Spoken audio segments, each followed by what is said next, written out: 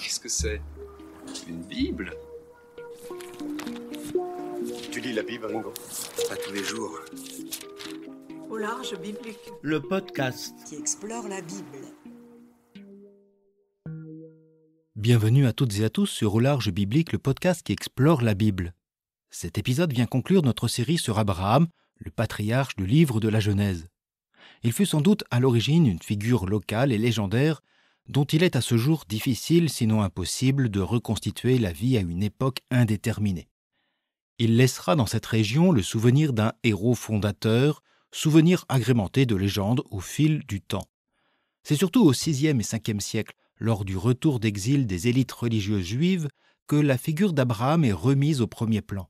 À cette époque, de vives oppositions apparaissent entre les Judéens restés au pays et les fils des déportés juifs de Babylone revenus à Jérusalem. Ces derniers, soutenus par le pouvoir perse, entreprennent la restauration du temple et surtout l'instauration de nouvelles dispositions cultuelles et éthiques, comme la remise en cause des mariages mixtes, les relations avec les nations. Face à leur héros Moïse, les gens du pays opposent le leur, Abraham. Il faudra attendre le IVe siècle pour que l'édition de la Torah puisse concilier les uns et les autres et relier Abraham à Jacob et à Moïse. Je caricature l'histoire de notre texte que j'avais présenté avec le premier épisode de cette série. Mais cela permet de nous rappeler qu'Abraham est l'héritier d'une histoire, celle de la Judée. Cependant, notre personnage biblique n'est pas circonscrit au seul livre de la Genèse, même s'il apparaît peu dans le reste des livres de la Bible hébraïque. Néanmoins, il demeure une figure éminente dans le judaïsme d'hier à aujourd'hui. Les écrits chrétiens, notamment ceux du Nouveau Testament, relieront ces récits tels une annonce et une préfiguration de Jésus-Christ. Plus tard encore, l'islam dans le Coran reprendra et mettra en avant la figure du prophète Ibrahim. Dans ces trois confessions, Abraham est désigné comme l'ami de Dieu. C'est donc un petit panorama de ces diverses interprétations à propos d'Abraham que je vous propose. N'étant pas un grand spécialiste du Talmud et du Coran, je développerai davantage la relecture chrétienne.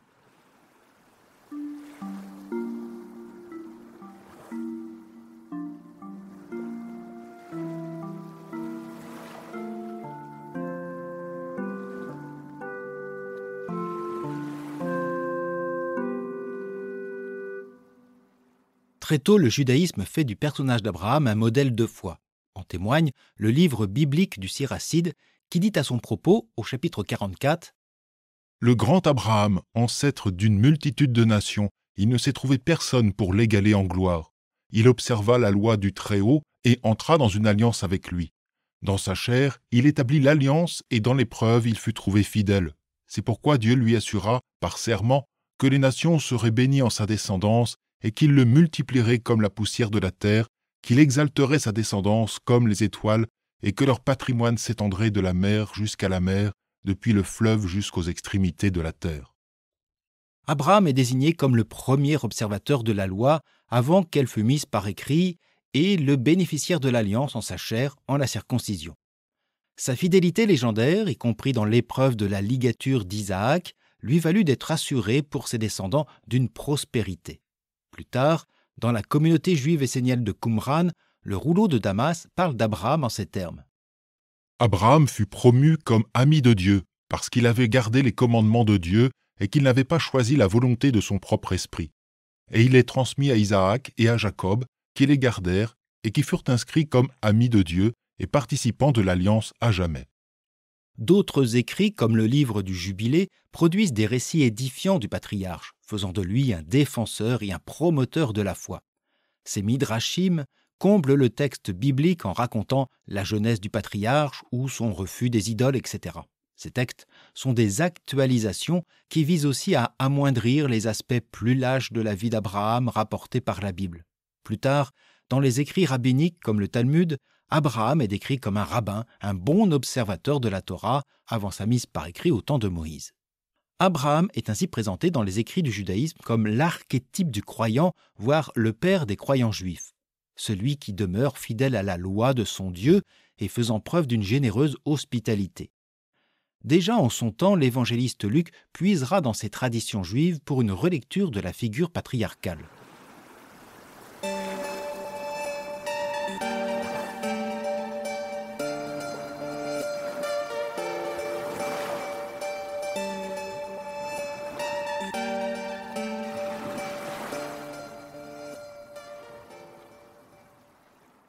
S'il est moins présent que Moïse, Jacob ou David, le personnage d'Abraham demeure une référence dans le Nouveau Testament, surtout pour Paul de Tarse, comme nous le verrons au point suivant. Parmi les évangélistes, Luc le cite plus abondamment. Dès ses premiers chapitres, l'avènement du Messie en Jésus, associé à la présence de Jean le Baptiste, s'appuie sur le serment fait à Abraham. Lors de la visitation de Marie à Élisabeth, elle déclare « Le Seigneur est venu en aide à Israël, son serviteur, en souvenir de sa bonté, comme il l'avait dit à nos pères, en faveur d'Abraham et de sa descendance pour toujours. » Dans son chant, Zacharie, le père du Baptiste, dit « Le Seigneur a montré sa bonté envers nos pères et s'est rappelé son alliance sainte, le serment qu'il a fait à Abraham, notre père. » L'évangéliste Luc fait ainsi appel à Abraham pour annoncer l'avènement de Dieu en raison de son alliance avec le patriarche en faveur d'Israël, son peuple. Comme Matthieu, Luc intégrera Abraham à la généalogie de Jésus. Il est de sa descendance et donc héritier de l'alliance. Cette mémoire d'Abraham permet aussi à l'évangéliste de rappeler les devoirs d'hospitalité et de charité à travers la parabole du pauvre Lazare et du riche au chapitre 16. Parabole dans laquelle Abraham se fait le porte-parole du jugement eschatologique, associant l'appartenance à l'alliance avec d'abord le devoir de charité. Luc fera d'Abraham, comme les autres évangélistes, non plus seulement le père des croyants juifs circoncis, mais surtout la figure de la fidélité et de la foi.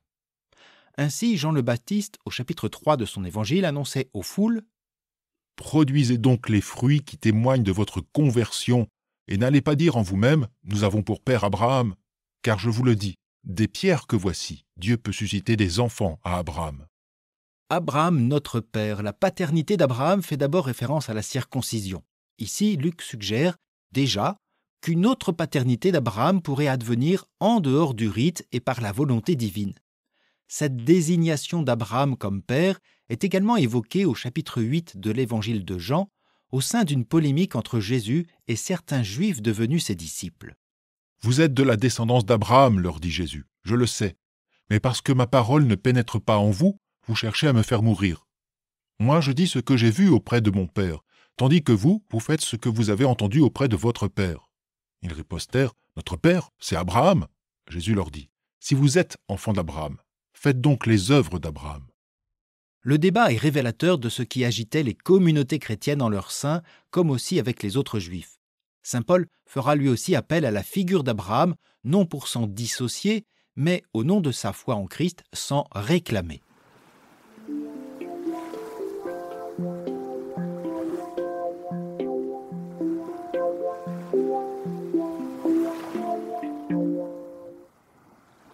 Il faut rappeler qu'au 1er siècle, le christianisme est une réalité qui appartient et se réclame du judaïsme. Il ne s'en détachera que progressivement et surtout après le 3e siècle. Il n'empêche que justement, Abraham est invoqué par les chrétiens pour affirmer leur appartenance à la révélation juive. Paul, au milieu du 1er siècle, fait appel à la figure de ce patriarche. Certains chrétiens juifs reprochent à l'apôtre de contrevenir à la religion juive de ses pères.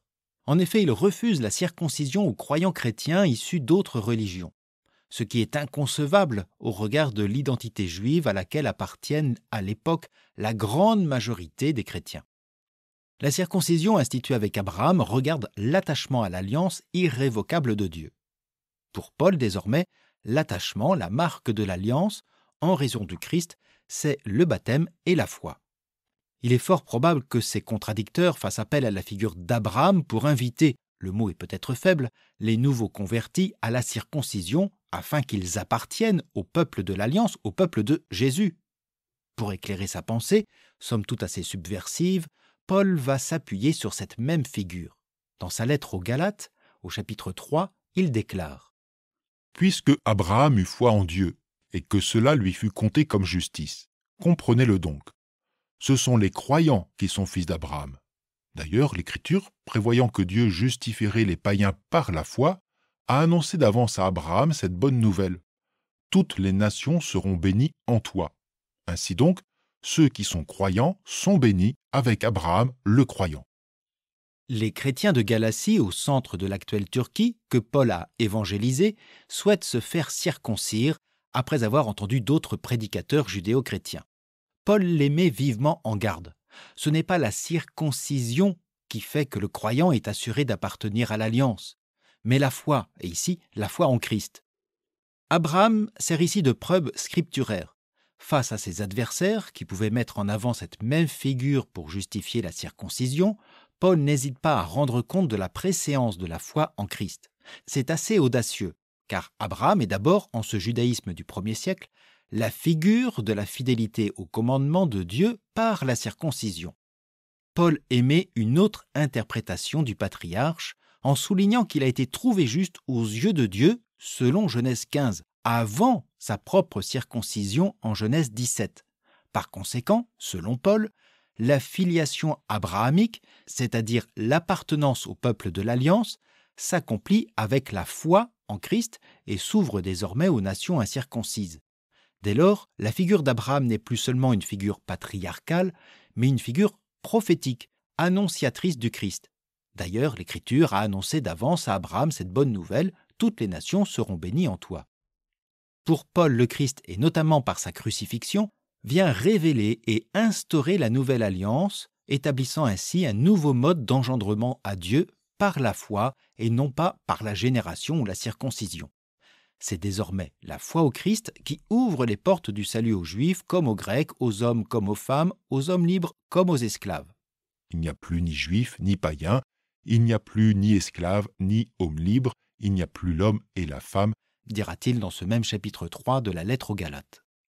Finalement, Paul reprend le sens de la circoncision d'Abraham que nous avons entendu avec l'épisode 7 sur Genèse 17. Celle-ci venait rétablir des relations saines au sein des descendants d'Abraham. Pour Paul, c'est le Christ qui joue désormais ce rôle auprès des Juifs comme auprès des païens en raison de leur foi en lui. Je résume très grossièrement car il y aurait beaucoup de choses à dire sur la figure d'Abraham réinterprétée par Paul. Mais ce dernier n'est pas l'unique interprète d'Abraham dans les milieux chrétiens.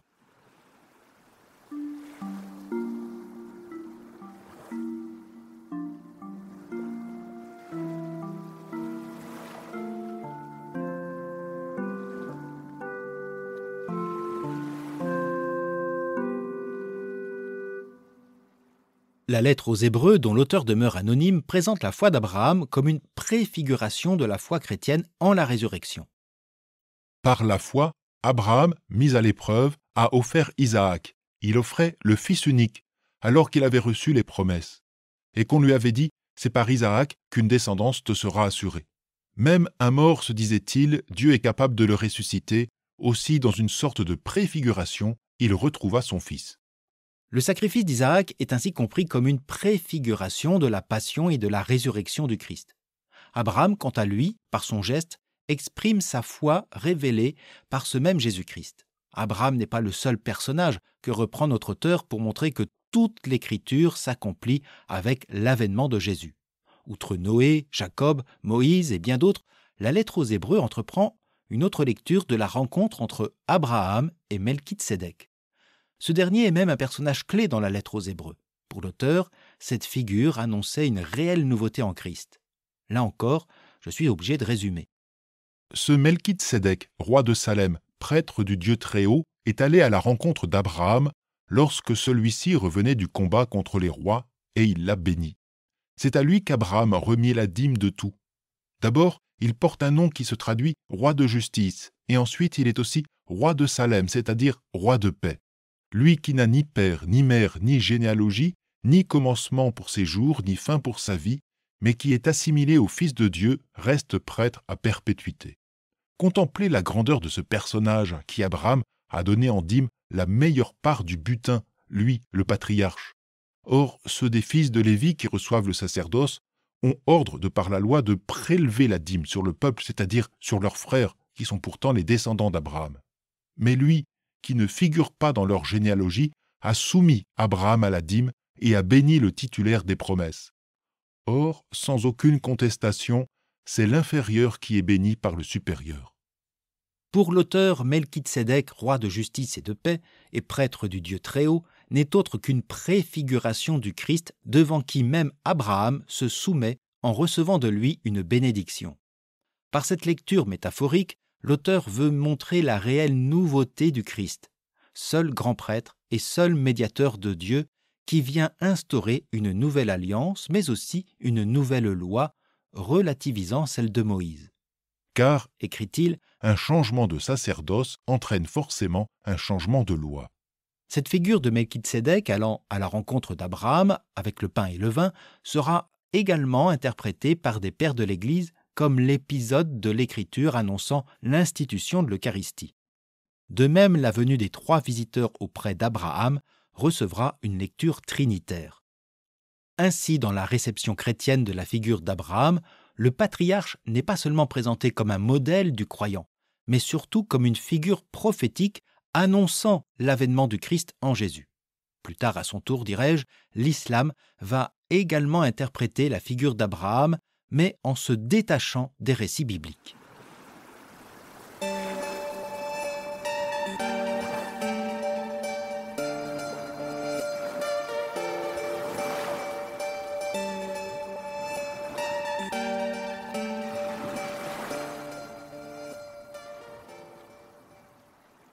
Abraham, l'ami de Dieu. L'expression est aussi présente dans le Coran pour évoquer Ibrahim. Il y est cité 69 fois, sans compter les mentions d'Ibrahim dans les hadiths. Ibrahim est moins considéré comme un patriarche que comme un prophète. Pour le Coran, la foi d'Ibrahim précède celle de Moïse et celle de Jésus et représente le modèle de la foi monothéiste. Il est celui qui, le premier, s'est abandonné à la volonté d'Allah en quittant les idoles de son pays d'origine. Sa soumission est mise en valeur avec le sacrifice du Fils. Cette figure de croyant soumis à Allah rejoint la définition même de l'islam, un mot qui désigne le fait de s'abandonner entièrement à la volonté de Dieu. La 3e sourate dira à propos d'Ibrahim : « Ô gens du livre, pourquoi discutez-vous au sujet d'Ibrahim alors que la Torah et l'Évangile n'ont été révélés qu'après lui ? Il n'était ni juif ni chrétien, mais il était un vrai croyant soumis à Dieu. » Ainsi, Ibrahim sera présenté comme un prophète de l'islam. Les traditions scripturaires de cet islam, à propos d'Ibrahim, diffèrent des écritures juives et chrétiennes. Ibrahim est associé à la Mecque. L'ordre divin lui advient pour bâtir une maison afin d'adorer Allah. Ce sera la Kaaba. Avec son fils Ismaïl, il inaugurera ce tout premier pèlerinage. Et c'est aussi dans les environs de la Mecque qu'Allah mettra Ibrahim à l'épreuve avec le sacrifice de son fils. Même si le Coran reste muet quant à l'identité de ce dernier, les traditions ultérieures l'associeront à Ismaïl. Avec le Coran et l'islam, la figure d'Ibrahim se distingue davantage des traditions scripturaires juives et chrétiennes, lesquelles, dans l'islam, auraient été falsifiées. Ibrahim est ainsi présenté comme l'archétype du musulman.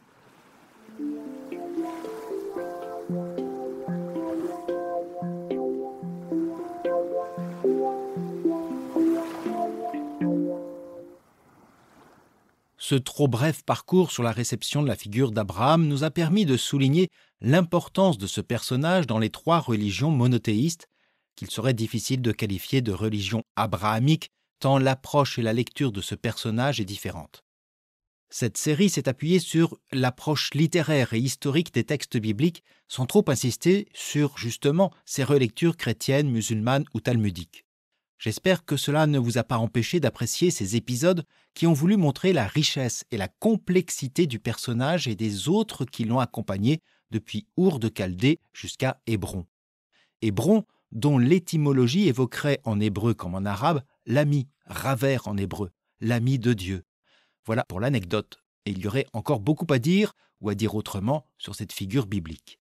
Si vous désirez approfondir le sujet, je vous invite à consulter la bibliographie dont le lien est en note. Dans celle-ci, je pourrais davantage relever 2 approches intéressantes et différentes. D'abord, celle de Thomas Romer, avec son ouvrage paru en 2024, ou ses articles. Une approche qui fait place au fond historique du personnage et de la rédaction de ses récits. Mon second conseil, c'est l'approche narrative d'André Ouénin, que vous pouvez lire dans le numéro 179 des Cahiers Évangiles ou avec son ouvrage sur Abraham ou l'apprentissage du dépouillement, paru en 2016. Comme d'habitude, je profite de ce dernier épisode pour remercier celles et ceux qui, par leurs dons, ont permis la diffusion de ces 14 épisodes, en particulier Louis-Michel, Patrick et Marie-Françoise. Comme eux, vous pouvez soutenir ce podcast via les plateformes Tipeee ou Ko-fi. Là encore, les liens sont en note de l'épisode et sur le site.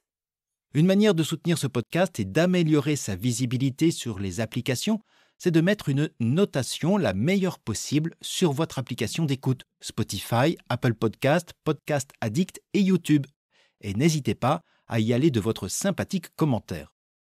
Après Abraham, notre exploration du livre de la Genèse nous amènera logiquement au cycle d'Isaac, ou peut-être vaudrait-il mieux parler du cycle de Rebecca, personnage qui fait l'unité des chapitres suivants. Nous découvrirons cela encore ensemble, je l'espère. D'ici là, d'autres séries sur la Bible sont prévues, comme l'histoire de la Judée durant la période romaine, ainsi que le livre de Judith. Je vous donnerai des nouvelles via l'infolettre gratuite, à laquelle vous êtes bien sûr abonné, et qui vous offrira le lien pour télécharger le texte des épisodes de cette série. Rappelez-vous également que les séries précédentes sont toujours disponibles, elles vous attendent, pour cela consultez le site aularge.eu. Merci à toutes et à tous pour votre fidèle écoute.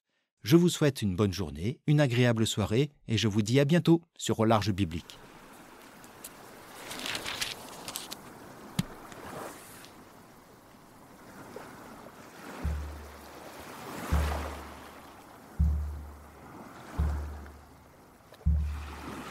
Au Large Biblique est un podcast créé et animé par François Bessonnet, prêtre et bibliste.